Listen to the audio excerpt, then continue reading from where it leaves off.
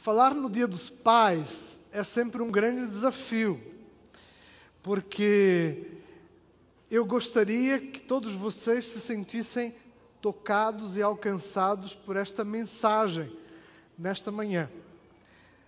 Alguns tiveram uma experiência de memória afetiva, têm neste dia boas recordações dos seus pais, às vezes saudade, aqueles que o Senhor já levou, mas também às vezes outras experiências agridoces, não tão fáceis de lidar. Eu lembro quando criança que quando meu pai me colocava sobre os ombros dele, eu sentia esse toque, sentia esse carinho, essa identificação com ele.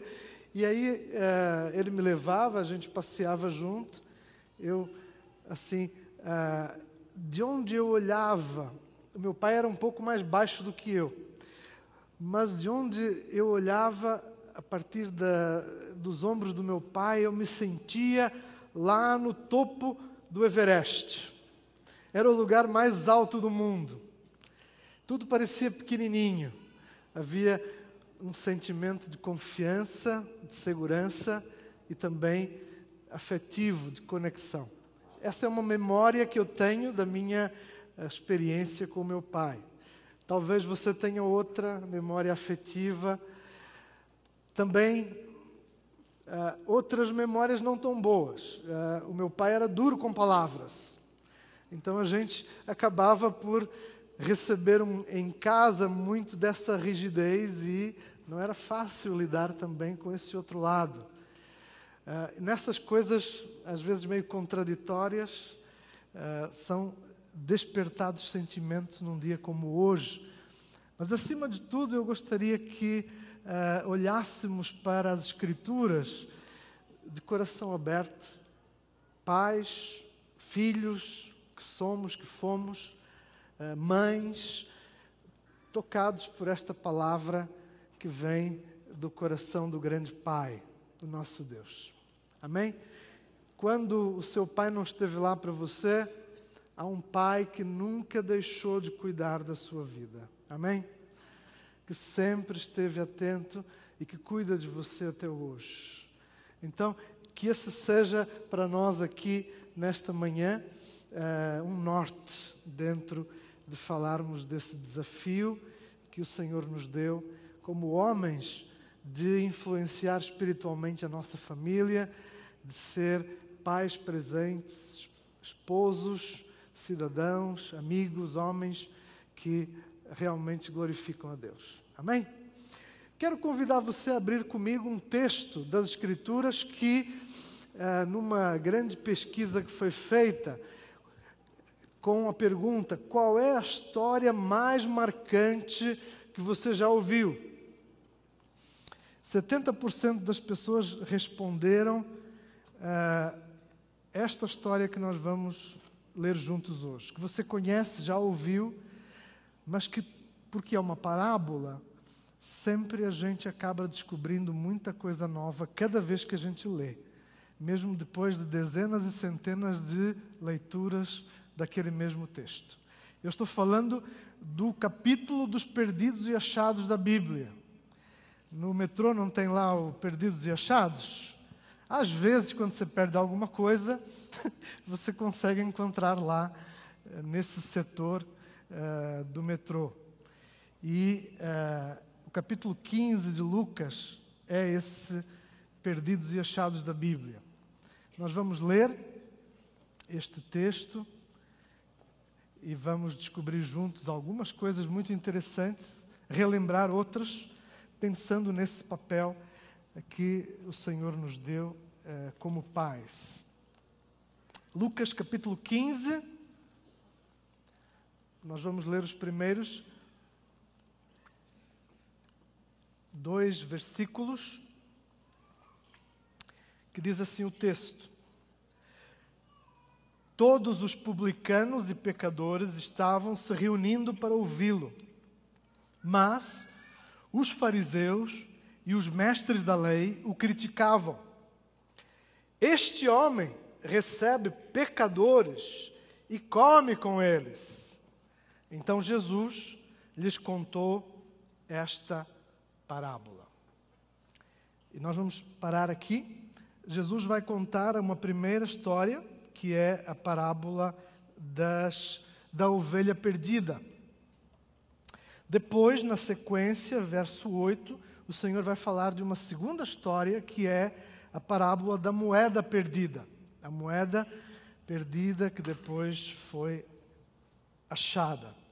E há uma terceira história na sequência, em resposta àquilo que introduz lá no início do capítulo 15, o contexto dos fariseus criticando Jesus, e Jesus responde com 3 histórias que têm em si princípios espirituais do cotidiano, aparentemente simples, mas que revelam verdades complexas e que provocam uma pergunta que leva a uma tomada de posição. É tudo isso que as parábolas representam. Comparações de histórias a partir do cotidiano, mas que têm grande sentido, que são profundas verdades espirituais que revelam a Deus e ao coração de Deus e à sua vontade. A terceira história é então esta história que começa no versículo 11 e diz assim, versículo 11, capítulo 15, Evangelho de Lucas. Jesus continuou: um homem tinha 2 filhos. O mais novo disse ao seu pai: Pai, quero a minha parte da herança. Assim, ele repartiu a sua propriedade entre eles. Não muito tempo depois, o filho mais novo reuniu tudo o que tinha e foi para uma região distante. E lá, desperdiçou os seus bens, vivendo irresponsavelmente. Depois de ter gasto tudo, houve uma grande fome em toda aquela região e ele começou a passar necessidades. Por isso, foi empregar-se com um dos cidadãos daquela região, que o mandou para o seu campo, a fim de cuidar de porcos. Ele desejava encher o estômago com as vagens de alfarrobeira, que os porcos comiam, mas ninguém lhe dava nada. Versículo 17, caindo em si, ele diz: quantos empregados de meu pai têm comida de sobra, e eu aqui morrendo de fome. Eu me porei a caminho e voltarei para o meu pai. E lhe direi: Pai, pequei contra o céu e contra ti. Não sou mais digno de ser chamado teu filho. Trata-me como um dos teus empregados. A seguir, levantou-se e foi para o seu pai. Até aqui. Vamos orar? Deus eterno, pedimos a presença do Senhor que nos acolhe, que nos desafia, que nos transforma. Pedimos que o Espírito tenha liberdade no nosso meio, na nossa vida. Derruba, Senhor, qualquer barreira que haja em nós, qualquer resistência, e que a nossa resposta nesta manhã ao Senhor seja como um campo preparado para florescer a sua semente nas nossas vidas. Em nome de Jesus nós oramos. Amém. Amém. Estamos diante de um dos textos mais conhecidos da Bíblia. 2 filhos, um pai, e eu quero também falar nesta manhã de um terceiro filho que está nesta história. E não é Pokémon que anda sumido, não. Ele está ali nesta história. Qual é o desafio nosso como pais? Diante de tantas responsabilidades, num dia de festa como este, às vezes parece que a tarefa ela é pesada demais. Como homens, sentimos esse peso por suprir a nossa casa, por lidar com a complexidade da vida, trabalhar essa herança que recebemos muitas vezes dos nossos pais, dos nossos avós, e que por vezes também ela pesa dentro daquilo que é tão rígido para nós, né? Eu não sei como é que você se sente como pai, mas esta é uma tarefa que muitas vezes é maior do que nós. Esta história nos fala sobre problemas, lutas, escolhas que são feitas, nos fala sobre a postura de um pai diante das dificuldades dos seus filhos. Eu não sei como é que é para você. Eu fiz um pouco de pesquisa para esta mensagem e falei com alguns pais que hoje já são avós. E que do alto dessa sabedoria dos anos e do que hoje é lidar com os netos e seguir lidando com os filhos, o que é que eles aprenderam nessa caminhada? E coincidiu dois principais temas que eu vou passar aí a entregar desta pesquisa. O primeiro assunto é que muitos se arrependeram de ter trabalhado demais, de não terem passado com os seus filhos momentos, principalmente das etapas do crescimento ali inicial, enquanto crianças até o início da adolescência, porque passa tão rápido. Não ouvi ninguém dizer que se arrependeu de ter passado mais tempo com a sua família, mas sempre o tom é: eu deveria ter passado mais tempo, gasto mais tempo com os meus filhos. Esse é um primeiro ponto. Eles fariam diferente hoje? Abririam mão de algum sábado no trabalho, de alguma organização aí, dentro do possível, para poder estar mais próximo dos seus filhos.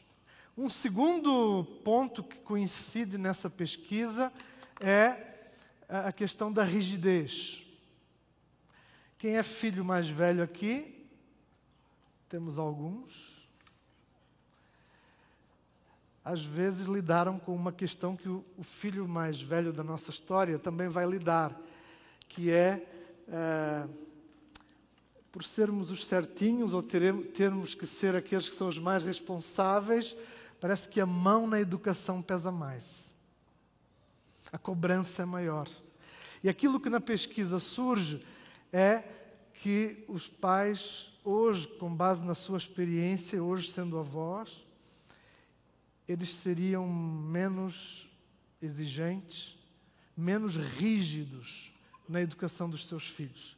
E aquela herança que receberam lá da casa de origem dos pais, dos avós, às vezes bem dura, fariam diferente. Encontrariam maneiras mais flexíveis de educar, de falar dos limites, de estabelecer aquilo que é direção e que os filhos necessitam, mas fariam isso de uma maneira diferente, algumas vezes, do que fizeram. E essa carga que a gente traz, que às vezes pesa tanto, nós podemos ser curados e libertos. Como pais, às vezes, de uma sensação de um peso de culpa, quando fomos além. E isso pode também nos machucar até hoje, né? A graça de Deus, ela cura e restaura, perdoa. Hoje é o momento que temos para fazer diferença. O passado já foi. Hoje é possível fazer diferente. E é possível também dar sinais de que nós podemos estar mais próximos e fazer esse caminho de maneira também mais amorosa e sensível. O filho pródigo, o primeiro filho, é este filho que resolve pedir as contas. Nesse ímpeto de juventude, ele pede ao seu pai a herança que ele tinha direito. E precocemente, isso não era habitual, ele antecipa uma etapa da vida. E o pai claramente percebe que não é o momento, não seria o melhor para ele. Mas o que é que o texto nos fala sobre esse pai? Ele deixa não só o seu filho lidar com a decisão que ele toma, mas também ele se prontifica a dividir a sua herança. Ele é um pai que não manipula, que não controla, ele é um pai que não engana o seu filho, ele permite que nessa liberdade de adulto que ele tem, o seu filho dê os seus passos com os seus próprios pés. E lide com as consequências disso. E isso é crescer. Agora, com certeza, esse pai ficou com o coração muito apertado ao ver o seu filho sair.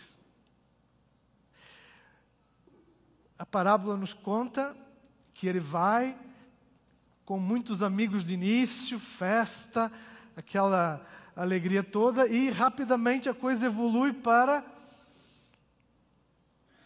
a experiência mais oposta disso, que é ficar sozinho, os amigos se foram, não tem o que comer, não tem onde dormir, não tem trabalho. E aí há complexidades na vida que ele talvez não imaginasse que iria ter que lidar.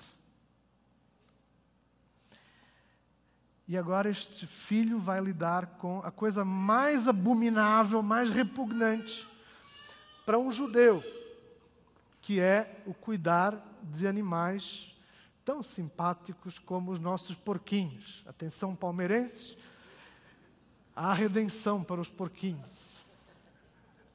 A verdade é que para ele representava a degradação moral, espiritual, tudo aquilo que ele havia recebido da sua casa, na necessidade, tudo isso foi para o beleléu, e agora está ele ali, cuidando de porcos e disputando com os animais a comida. E essa é a situação tão degradante a que ele chega. É o fundo de poço que representa para nós coisas diferentes na nossa experiência de vida. Mas ele está diante de um dilema, de uma crise que é moral, é espiritual, é relacional, ele está sozinho, é cultural também, ele cruzou todas as fronteiras nessa degradação que o leva à experiência de contaminação em que ele está. Agora, é interessante que há um ponto de viragem aí. E aqui eu vou falar sobre uma teologia nova, que é a teologia do bug jump. Já ouviram falar dessa teologia ou não? Alguém aqui já fez bug jump? Bungee jump? Ninguém? Duas mulheres corajosas ali, um homem, pouca gente ali, mais um. Bom, é mais fácil caçar pokémons, né? Do que pular de 50 metros de altura ali, com aquele elástico preso nos pés, e a gente tem fé de que aquilo vai aguentar, né? A teologia do bungee jump aqui é uma brincadeira com esses limites até onde muitas vezes nós vamos, naquilo que é o fundo do poço. O elástico estica até um limite que corresponde ao peso do corpo naquela primeira queda, quando somos lançados, então, daquele precipício.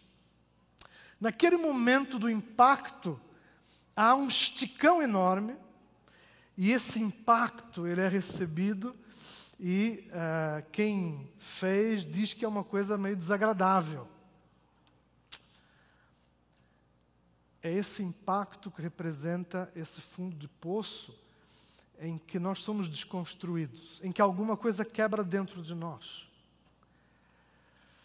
Foi assim com o filho pródigo. Ele chega a um limite. E nesse limite ele não tem recursos nele mesmo para reagir e responder sozinho àquilo que o envolve. Algo está quebrado dentro dele, não há como colar, não há como restaurar por si mesmo. Aí, o texto, versículo 17, passa então a esse segundo momento do filho pródigo. E o texto nos diz que ele então cai em si. Ele começa a lembrar da casa do seu pai, começa a lembrar daquilo que ele desfrutou lá no passado, e ele tem saudades. A saudade, essa palavra tão portuguesa, tão brasileira, tão dos nossos afetos latinos, essa palavra saudade, ela é muitas vezes esse convite para uma reconexão, para uma restauração, em que um pai nos chama de volta, nos convida de volta à experiência que é a experiência que verdadeiramente cura, transforma e liberta. Isso é o perdão. Mas ali está o nosso filho pródigo, caindo em si e começando a pensar em como ele falaria ao pai de tudo aquilo que ele tinha escolhido e essas consequências. Então vejam lá no versículo 17 o que diz o texto. Caindo em si, ele disse: quantos empregados de meu pai têm comida de sobra, e eu aqui morrendo de fome? Eu me porei a caminho e voltarei para o meu pai. E lhe direi: Pai, pequei contra o céu e contra ti. Não sou mais digno de ser chamado teu filho. Trata-me como um dos teus empregados. Isto é só o ensaio. Ele ficou pensando como é que ele iria falar com o pai dele. E aí o texto nos diz que ele se põe a caminho em direção à casa do pai, de volta à casa do pai. E aqui o elástico, ele retorna ao ponto da sua origem. Na nossa experiência na vida, na nossa experiência com Deus, todos nós saímos da casa do nosso Pai Celestial, todos nós, através do pecado, escolhemos um caminho que é um caminho de ruptura com aquilo que Deus pensou para nós. E essa carreira a solo que a gente faz, e que tem um nome chamado pecado, ela nos leva para longe. E muitas vezes esse afastamento, ele nos vai degradando e nos quebrando por dentro. Porque quanto mais longe nós estamos do coração do Pai, o nosso Criador, mais nós vamos sofrer essas dores dos fundos de poço e daquilo que nos leva a lidar com o orgulho em nós. Então aqui nós temos na decisão deste filho a decisão de enfrentar o seu orgulho, de enfrentar aquilo que é mais forte tantas vezes em nós e que nos impede de experimentar mais de Deus. Ele volta e aquilo que vai acontecer agora é algo surpreendente e tem muito a ver comigo, com você. O que é que o texto nos diz sobre o pai? Onde está o pai? O pai está de olho no caminho. Antes que o filho consiga chegar na casa, o pai já o viu. E o pai corre, o pai vai ao encontro desse filho. O que é que isso nos revela sobre este pai? Claro que ele sentiu a saída do seu filho. O seu coração chorou. mas ele deixou que o filho fizesse aquele que era o caminho que ele, nas suas escolhas adultas, ele precisava fazer. E é assim conosco. Deus também, ele nos dá a liberdade de escolhermos os nossos caminhos. Agora este pai está pronto para acolher este filho de volta. E o que lemos no texto é algo perturbador, tão maravilhoso, tão fantástico. Diz o texto, no versículo 20, parte B na sequência: estando ainda longe, o seu pai o viu e, cheio de compaixão, correu para o filho e o abraçou e o beijou. O que é que este pai representa? Representa casa, mas não apenas a casa física, endereço. Representa uma hospitalidade, o acolher sem reservas. É este coração de pai que tem compaixão, que é perdoador, que nos ensina sobre quem Deus é, o seu caráter amoroso, nos recebendo de volta, nos acolhendo no caminho. Quando nós começamos a pensar sobre a saudade que temos do nosso Pai Celestial, Deus já está pronto para nos receber no caminho. E por mais que a gente ensaie discursos, como explicar, como falar, o que trazer diante do Pai, eu saí daqui pedindo as contas da casa do meu pai, eu levei uma parte da sua herança. Torrei tudo. Hoje, eu sou uma vergonha para o meu pai. Mas isso não impediu, esses sentimentos não impediram que uma decisão que foi tomada desse lugar a uma ação que o faz lidar com esse orgulho quebrado, com essas feridas, com esse fundo de poço, com as mazelas e as cicatrizes que a experiência das suas escolhas más o fizeram experimentar. Este pai acolhe de braços abertos, corre para o seu filho, abraça-o. No momento em que o filho é abraçado, este filho se sente em casa. Este amor maravilhoso, perdoador, este amor que surpreende de tão grande que ele é e inexplicável. É o amor que sempre nos recebe. É o amor que vai acolher este filho e que vai curá-lo, que vai restaurá-lo. É este perdão que Deus nos oferece a cada encontro, a cada retorno à casa. E quantas vezes eu e você temos voltado das nossas más escolhas para o Pai. E os nossos discursos ensaiados ficaram pelo caminho, como aconteceu aqui. O Pai não quer ouvir nada, não precisa de ouvir nada. É momento para abraçar o Filho e para permitir que este amor que toca lá na alma seja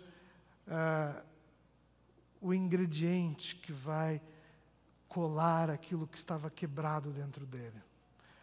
A restauração das relações deste filho, não só com o pai, mas com a vida à sua volta, com outros à sua volta. É o toque de amor divino, é a presença desse amor divino, é a manifestação desse amor em nós, que responde àquilo que eu e você, como pais, como mães, como filhos, como homens e mulheres, não temos em nós. Nós necessitamos desse amor que só o Pai pode nos dar. E é esse amor que depois se torna aquilo que nós vamos partilhar com outros. Porque para oferecer perdão a alguém, isso só vai acontecer se esse amor de Deus estiver muito mais forte em nós do que a justiça própria, do que o direito, do que a comparação com os outros, do que a teimosia em nós de ter sempre razão. Há uma desconstrução aqui também, e que envolve este impacto de um amor que vem no abraço, que vem no beijo deste pai que acolhe, e a partir daquele momento, este filho está curado. Este filho foi restaurado. Este pai está consolado. E essa troca, ela representa o Evangelho. Ela representa as boas notícias desse amor de Deus por nós, que fez com que o Pai Celestial enviasse Jesus para morrer em nosso lugar. E através da sua morte, nós pudéssemos experimentar esse relacionamento que nos recoloca no centro da vida, que nos reconecta, que nos faz experimentar o perdão e a graça de Deus. Este filho, segundo a lei lá de Deuteronômio, ele merecia a morte. Esta era a pena para filhos rebeldes que lesassem os seus pais. A pena limite era a morte. Mas este pai faz exatamente o contrário disso. Ele sai no caminho para defender e proteger este filho. E nesse amor, nós vemos o amor de Deus por mim e por você.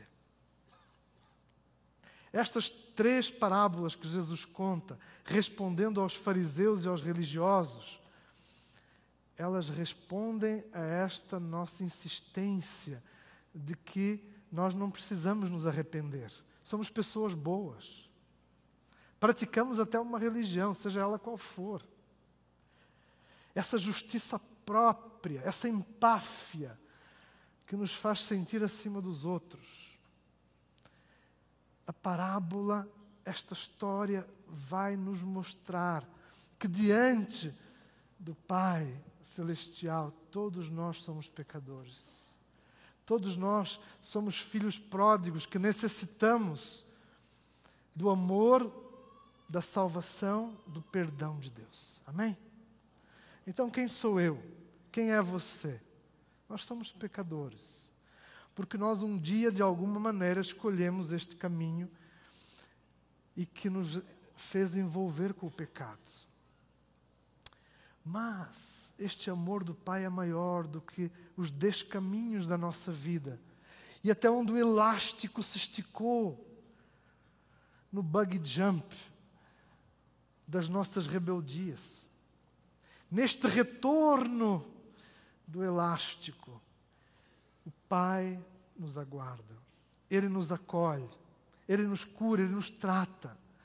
E Ele nos dá o exemplo de como é que nós precisamos lidar com estes temas da nossa vida, que todos os dias são nossos. Eu sou Samuel. Por detrás desta roupa de domingo está um menininho. Um menininho que nunca deixou de ser o pequeno Samuel. O que é que ele quer? Ele quer aprovação, aceitação. Ele quer ser amado. Homem, por detrás das suas máscaras, por detrás das suas funções, do papel de autoridade, do próprio trabalho, quem eu sou profissionalmente, por detrás de todas essas roupagens, está sempre um menininho, que nunca deixou de ser menininho, e que quer ser acolhido, e que quer ser aceito, e que quer ser amado. Se nos despirmos, é isso que vai estar em nós, esse menininho. A gente pode lutar com isso, pode tentar ser outra coisa, e muitas vezes acabamos fazendo isso. Mas na nossa alma há uma necessidade de sermos amados, e ao procurarmos resolver isso de tantas maneiras, nós perdemos de vista o único amor que, de maneira completa, nos preenche e é capaz de nos dar aquilo que nós necessitamos. Esse amor que confirma, esse amor que dá segurança, esse amor que não depende daquilo que a gente possa fazer, das medalhas olímpicas que a gente não ganhou.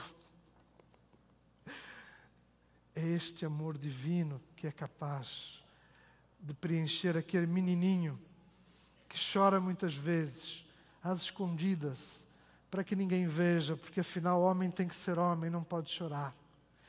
Tem que segurar o barco.